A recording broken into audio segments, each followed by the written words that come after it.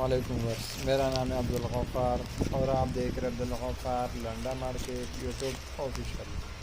एक और नई वीडियो के साथ हाजिर हुआ हूँ नेट के हवाले से। ये देख रहे हैं, इसके ऊपर नेट लिखा हुआ भी है, देख रहे हो। नेट का बंडल है जाली वाला। माल का आप जो है ना विजिट करते जाएँ। यूके का जो है ना डायरेक्ट बंडल है नेट का, ये देख रहे हो। ये जाली चेक करते जाएँ, ये देख रहे हो।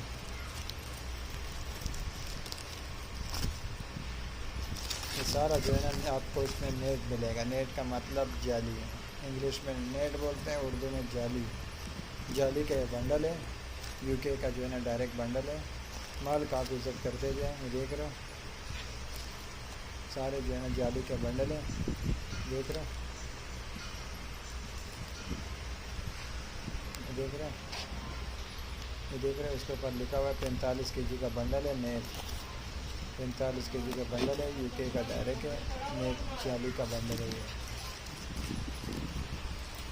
माल को आप देखते जाएं, देख रहे हो।